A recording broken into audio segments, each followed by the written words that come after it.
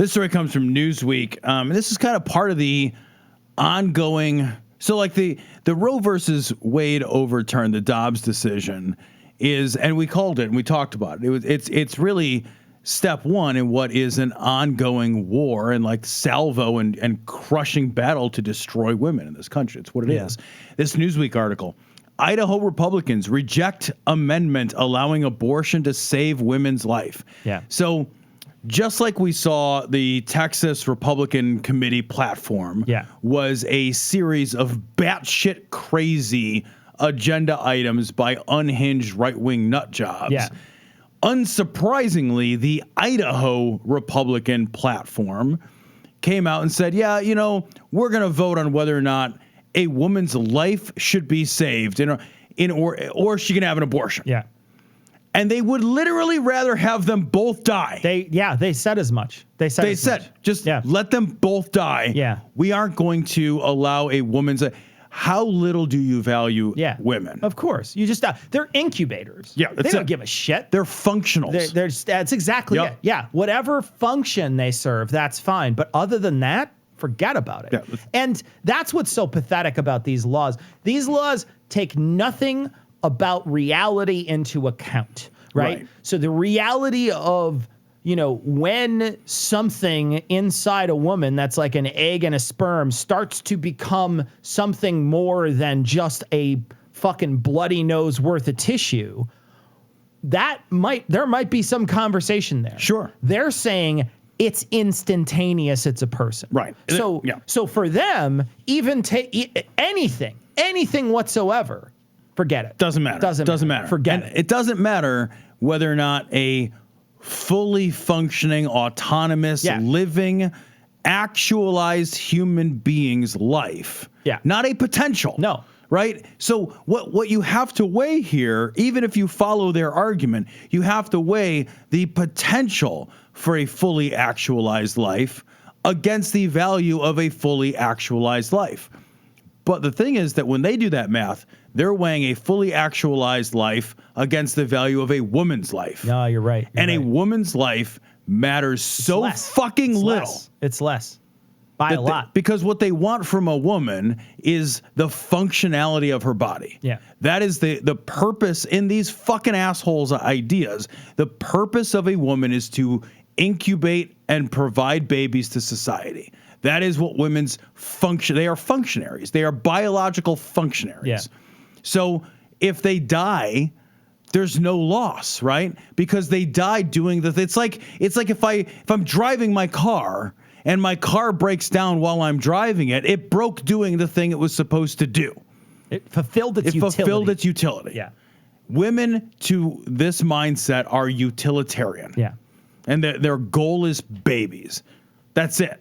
And this is just one of the things that's happening as a ripple effect from this. Several trigger laws immediately go into effect. Yeah. And then now you're going to start to see more and more and more restrictions in those places where those trigger laws went into effect or where there wasn't anything before. And so what we're going to see is start seeing more and more doors close and close and close until you only have a handful of blue states that it's open. Yep. Right. And the rest of the places are going to be so full of restrictions that you won't even be able to do anything, even if you can, which in many states, probably over half, you won't be able to do at all. Anything. Yeah. And that will also extend in many of these states to the health of the mother. That'll extend where they can't do anything to save the mother. They can't do anything in the case of rape or incest.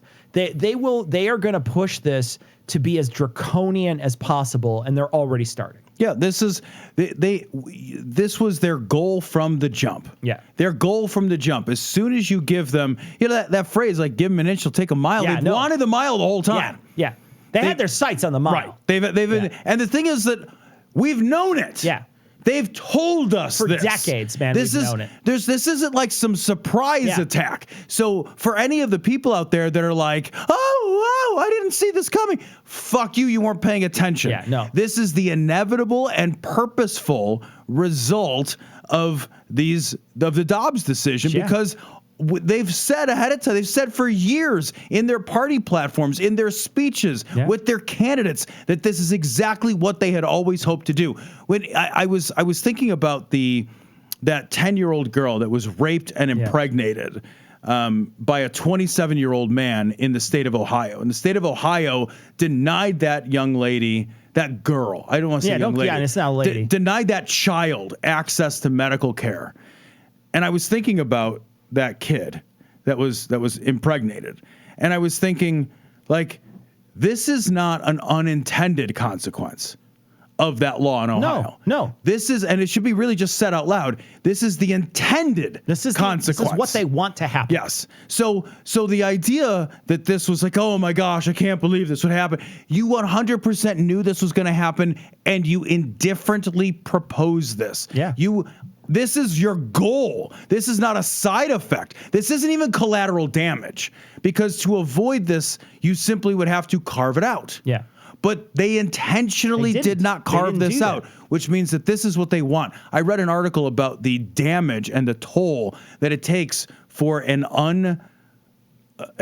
a 10-year-old body to give birth. 10-year-olds' bodies aren't done building their body yet, just because they can have a period and get pregnant. Their pelvises are physically not able to open wide enough. Yeah. The damage that is done to a child in the process of birthing another human being is immense. Yeah. It is an immense horror to give the, so we're stacking horrors on horrors. In a healthy adult, it's dangerous. Right. Yes. Right. Yeah. In a healthy adult, it's dangerous. So, and this is intended. Yeah. This is all intentional. And the only thing different about the Idaho Republican committee saying, we don't give a shit if you fucking die, just have a baby and shut the fuck up. The only thing difference is they're a little more vocal. Yeah. Yeah, right. They're saying it before anything happens. Nothing happened to show them the horror of it. It's not like there's this big fucking push in Ohio after this to try to change the laws. Yeah, they weren't like, I didn't see that coming. They weren't fucking going to the house and sliding down their bat pole to fix everything, ringing bells and fucking blowing sirens. Nothing happened, right? No. So you look at it with horror. Maybe some of these people did, and I did see some comments from people in Ohio that were like, oh my gosh.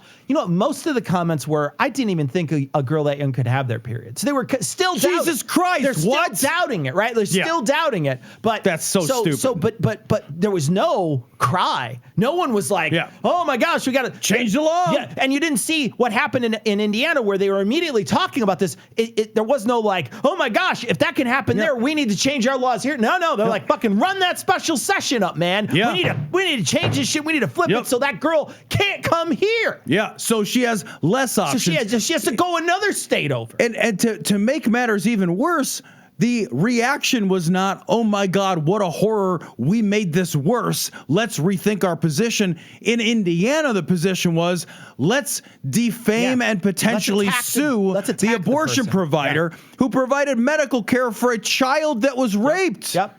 That's the position. It's awful. That's the fucking position. And it's every awful domino in the entire. I mean, every one of them is falling, and you get a chance to see it now. It's bare for everyone to see. And it's outlawed in Idaho. Yeah. Thankfully, the only good thing is nobody lives in Idaho. It's true.